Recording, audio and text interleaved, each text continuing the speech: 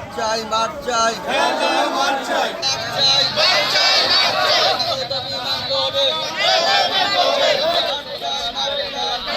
আমাদের মোস্তাফিজুর রহমান দীপু ভাই এমপি হওয়ার আগে যখন এসেছে আমাদের এমপি সাহেব প্রতিশ্রুতি দিয়েছে যে আমরা 2 নং ওয়ার্ডে একটা খেলার মাঠ করে দিব।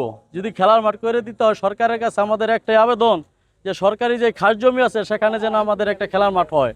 তো খেলার মাঠের জন্য আমাদের এমপি সাহেবের দৃষ্টি আকর্ষণ করছি যে এমপি সাহেবের কাছে আমাদের একটাই দাবি যে এখানে যাতে খেলার মাঠ হয়। নারায়ণগঞ্জ এক রূপগঞ্জ আমাদের নতুন একটা টাউন হতে যাচ্ছে পূর্বাচল পার্শ্ববর্তী আমাদের পশ্চিম গ্রামে, যে আমাদের অধিকাংশ সমাজ মাদকের সাথে যুক্ত হয়ে যাচ্ছে। তাই তরুণ প্রজন্মে আমরা চাচ্ছি সকলেই মিলি যে প্রত্যেকটা ওয়ার্ডে আমাদের একটি করে খেলার মাঠ অত্যন্ত অনেক প্রয়োজন। বাংলাদেশ সরকার জনাব তারেক রহমানের প্রতি আমাদের একটা আহ্বান, বাংলাদেশ জাতীয় দল বিএনপির নির্বাহী কমিটির অন্যতম সদস্য জনাব মোস্তফা রহমান দুবাই রূপগঞ্জের সংসদ সদস্য, উনি যেন আমাদের এই তারেক রহমানের পক্ষ থেকে যেন আমাদের এই মাঠটা বাস্তবায়ন করার জন্য দুবাইকে বিপুলভাবে আমরা আবেদন করছি।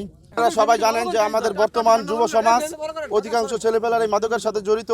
তো এমত অবস্থায় আমাদের এই এলাকার আশেপাশে কোথাও নির্দিষ্ট খেলার কোনো মাঠ নাই। তো আমাদের বর্তমান যেই এই নারায়ণগঞ্জ 1 আসনের সংসদ সদস্য উনি আমাদের প্রতিশ্রুতি দিয়েছিলেন যে আমাদের প্রত্যেকটা গ্রামে এবং মহল্লায় তিনি খেলাধুলার জন্য যুব সমাজকে একটা মাঠের ব্যবস্থা করে দিবে। তো সেই পরিপ্রেক্ষিতে আমরা এইখানে আমাদের একটা এই সরকারি খাস জমি আছে, আমরা দীপু ভাইয়ের কাছে বিনীতভাবে আহ্বান করব যাতে এই খাস জমিটাকে আমাদের খেলার জন্য এই এলাকার যুব সমাজকে ব্যবস্থা করে দেয়।